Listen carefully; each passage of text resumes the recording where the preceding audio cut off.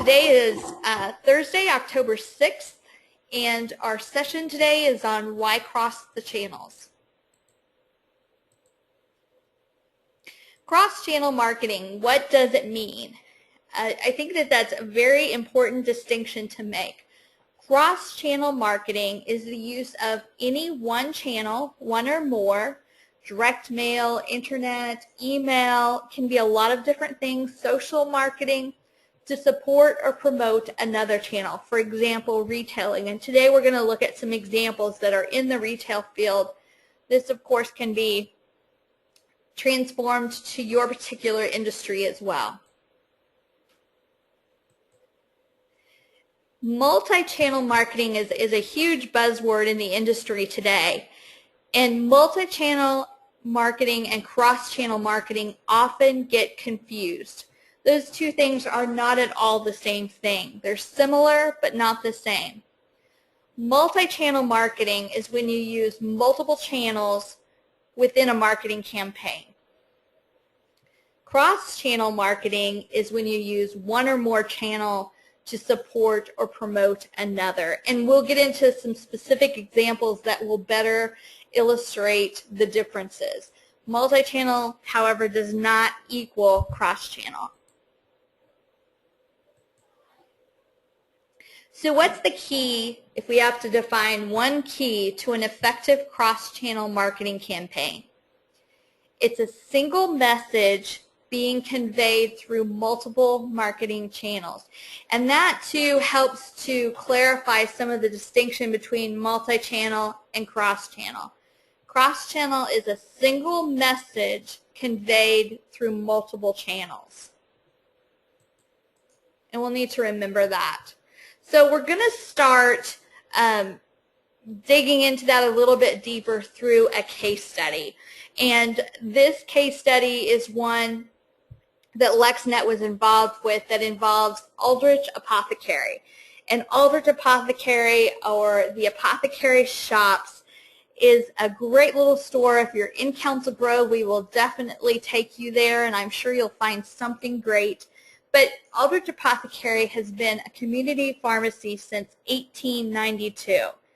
And in addition to the pharmacy, there's an old-fashioned soda fountain, which you can see in the photos. But there's also an extensive inventory of gift items, of jewelry, collectibles, seasonal items, spirit apparel, etc. While the Apothecary Shops is very well known locally, they wanted to be able to expand their audience and expand their reach into the market. So Connie Aldrich, the owner of Aldrich Apothecary, contacted LexNet to implement a marketing campaign that incorporated a new website and social media presence. And just a quick little story, and this happens in big corporations, small companies, etc.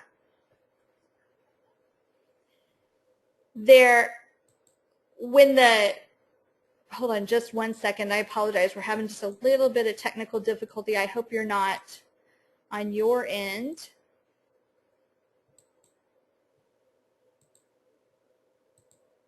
Okay, here we go. Sorry about that. So a side note, it happened at Aldrich Apothecary. It can happen, in large companies too. The person that created the Facebook page for the Apothecary Shops was an employee, and she was trying her hardest to do great things for the store and for the company, and she set up a Facebook account. Well, she set up the Facebook account under her own personal Facebook account, and she had the username and password. Well, that really didn't help management in promoting their Facebook campaign. They didn't know her username and password and had no access to make changes or updates to the profile. So she was trying to do the right thing, but just going about it in the wrong way. When we got involved, and there were 16 fans of the Apothecary on their Facebook page. So we began with creating a whole new website, and the website included several different pages. It gave users the ability to find Aldrich Apothecary online. That was a great first step. we were able to do some SEO, so search was able to be easily done. If you were looking for gifts or pharmacy, there's several keywords were used. There were categories created with different products and different types. AldridgeApothecary.com was purchased. Links to the website were added on Facebook, and the Facebook account was added to the apothecary page. Currently, because of the way that the inventory revolves throughout the store, and just because they're not quite ready for this step, e-commerce was not included in the apothecary site, but the site still gave the store a web presence and gave customers near and far the ability to call the store by finding them online, finding out who is registered for gifts and things like that. In addition to the website, the apothecary Facebook page was created, and the 16 followers that had been followers of the old page were incorporated into the new page as well. The username and password is available to apothecary management. A custom landing page was created that lists the weekly specials and any items to be highlighted when users enter the Facebook page. And on the wall, a custom image was created. And this custom image, the Fall into Savings, is the same one that's used on all of the marketing pieces currently. And we'll talk about that a little bit more later. That certainly plays into the cross-channel avenue that we're talking about. So from the time that we took over the Facebook account in November of 2010, on September 14th of 2011, the apothecary page reached its first target by hitting the milestone of 1,000 fans, and now we're just slightly over. Each week, the special is advertised on Facebook. Periodically, special coupons are posted on Facebook. Several tests are done, like posting coupons on the page to determine the effectiveness of the Facebook page. And as you'll see here in a moment, all of it ties together. We're going back to that common message, multiple channels sending the common message. The apothecary shop continued their existing marketing programs. It wasn't just adding Facebook and adding the website. There are several things that are done throughout the year that the apothecary uses as multiple channels. For example, there are birthday cards that are sent out each month to the preferred customers that are in the apothecary's database that have birthdays during that month. They're sent a postcard with a special discount. They get a free ice cream cone at the soda fountain. Those cards are sent out once a month. Additionally, each month at the beginning of the month, a birthday wish is sent to all users that have birthdays within the month as just a general statement. A reminder is made about that same discount and the free ice cream cone.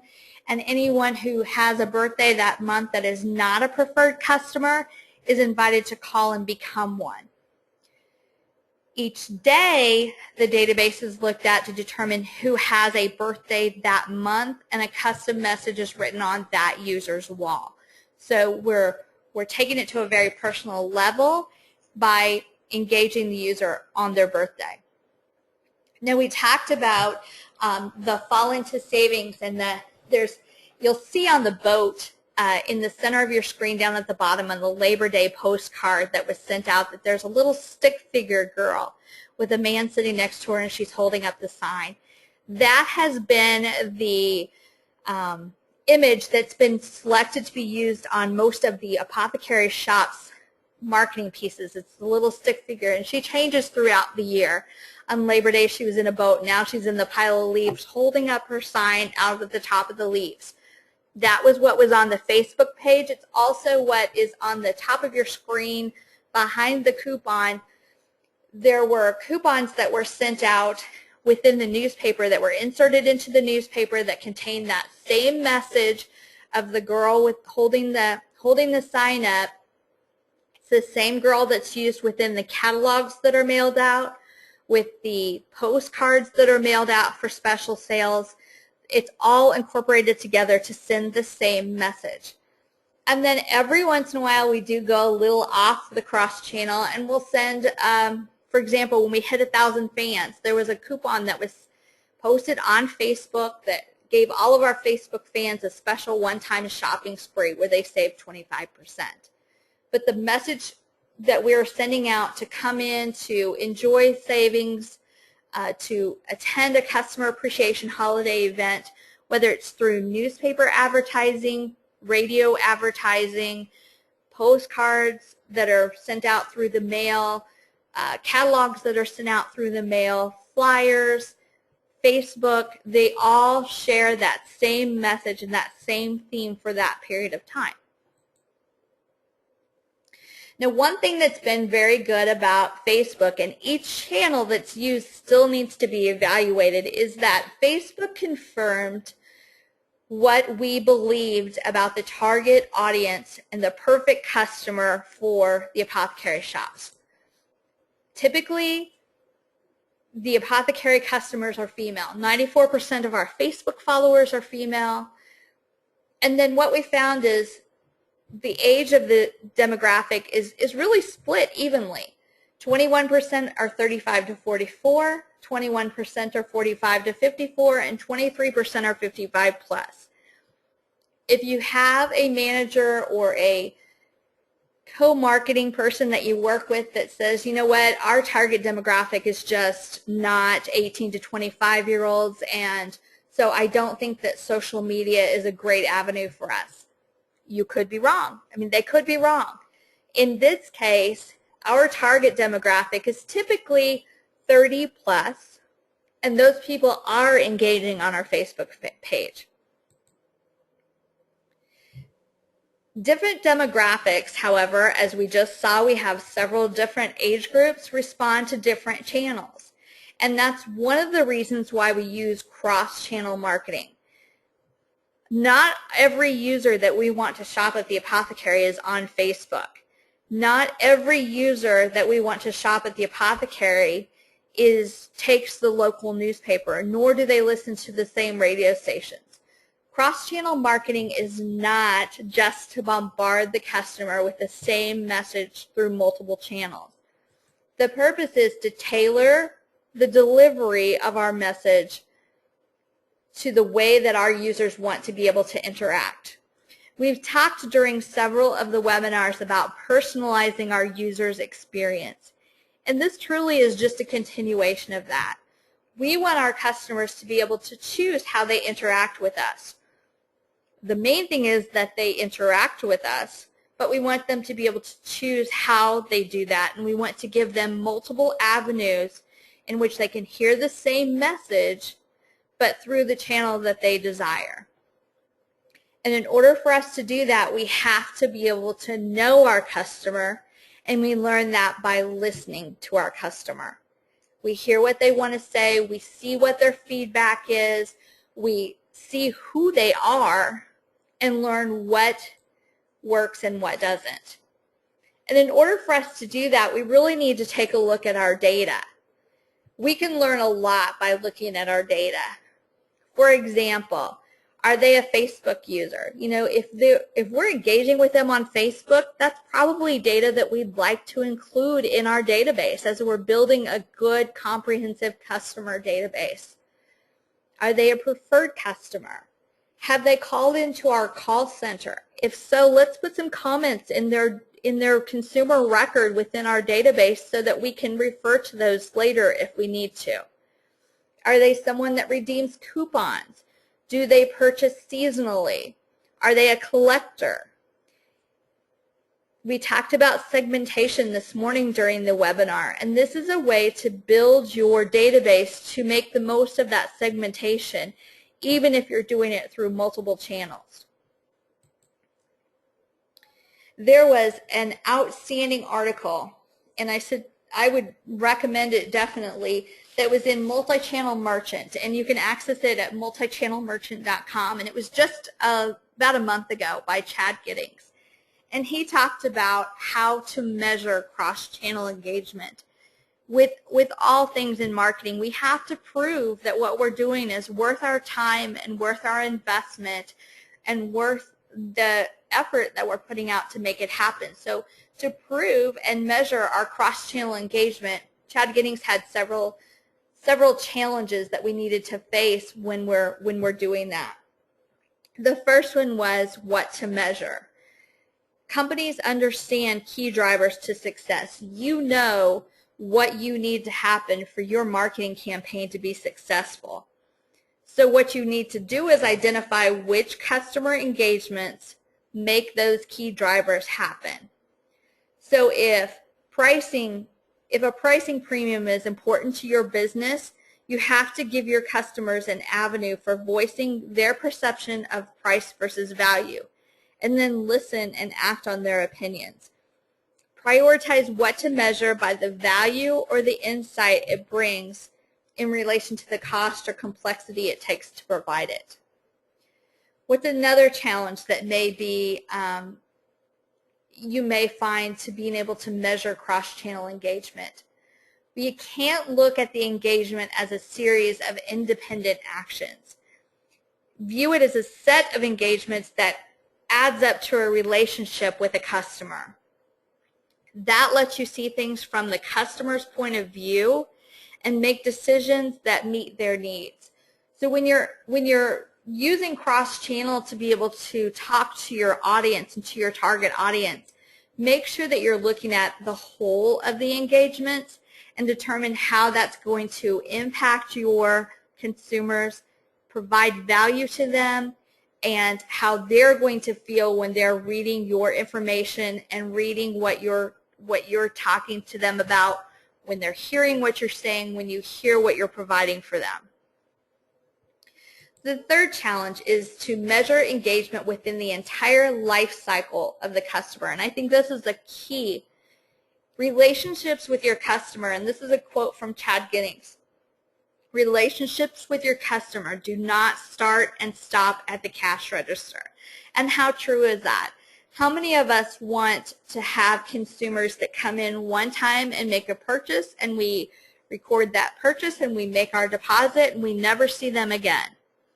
The reason that we're engaging with the customer and that we're marketing with them in multiple channels is so that they will continue to engage with us.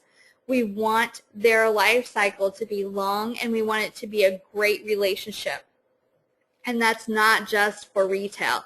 Absolutely. Even if your customer is your biggest advocate, maybe they're telling everyone how much they love the products that they get at your store or at your business.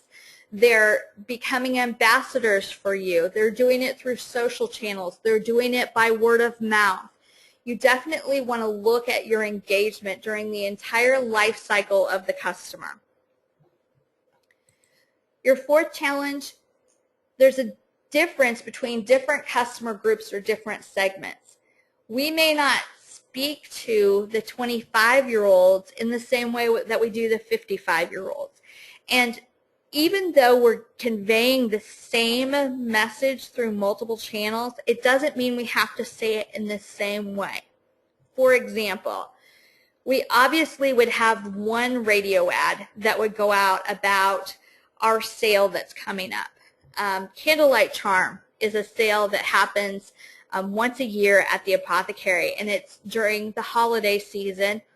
The store lights are turned off and everything is lit by candle. And it's a special shopping time during the evening that customers can come in, have some hot cider, have a snack, and shop for the holidays. We would use the same radio ad and same newspaper ad for all segments. However, if we wanted to do a custom invitation through direct mail to our preferred customer list, we may very well want to segment that mailing based on age. So for 55 and older, we may even highlight different products than we would for the 25-year-old set. We may talk to some about come find the latest toys for your children, while others we may talk about jewelry. If they're a collector, if we've identified in the database that they're a collector, we may want to let them know that the new ornament from their collection is now available. So even though we've identified groups and segments, we still can very effectively initiate a cross-channel campaign even while identifying those segments. So it doesn't have to be one or the other. And the fifth challenge is using engagement to get the entire organization on board. Listen to customers across multiple engagement points. So whether they're receiving the newspaper, whether they're receiving a direct mail postcard, listen to what they're saying and use that information to guide how you're engaging with your audience. It's an opportunity to get each and every person within your company from a marketing standpoint on the same page about what's working and what's not. One way you can do that is, even without asking your customers, use a coupon and put it in the newspaper, put it on a direct mail postcard, and put it on Facebook. Same coupon. Use the same coupon for all three, but put a different code on them. Put a small code down at the bottom of the coupon. And when those coupons are redeemed, sort them based on the code that was in the newspaper, the code that was in the direct mail postcard, and the code that was online. Find out how many of each were actually distributed and how many were redeemed. Without hearing the voice of your customer, you're actually hearing what works for them, and you can tailor your messages to those particular groups to increase your engagement and increase your conversions and your sales. Aldrich Apothecary, they've learned that by using multiple channels yet conveying the same message, it really does work and it increases their revenue results. They've done the research. They've taken the time. They've actually learned that between the two, or between the multiple channels, they know what gets the best response rates. On Facebook, they know that birthday greetings for preferred customers, announcements of wedding registries, polls. They do polls. What's your favorite team? What's your favorite season? What's your favorite product? What would you like us to put on sale next week? Those are all very high engagement items. Weekly specials are too. They've also learned that for direct mail postcards, they get the most engagement from sales, from birthday cards, and from special events. In the newspaper, it has to be a pretty high value coupon for it to be redeemed. So even though the same message is conveyed through multiple channels, they're able to measure for each channel and determine how they're going to structure their next campaign. That's pretty much the presentation that we have for you today, but what we would like to know is what success stories you can share from your cross-channel marketing efforts. I know that several of you have done cross-channel, and it may not be in retail, it may be in a totally different segment. What works for you? What challenges have you found? What is especially successful? Type it in the chat window, type it in the question window, and let us know. We love to discuss it. And let us know if you have any questions too. We're glad to answer questions. One question that we received is, how has cross-channel marketing and the addition of the website and the Facebook page increased sales for Aldrich Apothecary? To be honest, the Apothecary hasn't shared those revenue numbers with us. They have told us that each week store sales and store traffic have increased with customers coming in each week and saying that they came there to shop because of the special that they saw on Facebook. And while they're there, they're purchasing additional products, which is great. That's certainly the goal. But they haven't shared specific numbers with us. We do know that, an increase from, even though they're a small store, an increase from 16 users to 1,017 in a period of a year is percentage-wise an enormous increase, and one in which they're very pleased with and we're very pleased with. What other questions do we have, or what other stories would you like to share? I know sometimes it's a little intimidating to share your information on a webinar, but we would love to hear from you. We've listed our contact information for Samantha, for myself, and for Jan on the screen. We'd love to hear from you. If you have any questions, if you have any concerns, we're on, as we mentioned, we're on Twitter, we're on Facebook, we're on LinkedIn. We would love to connect with you, and we're also giving away those great prizes. So we have another question.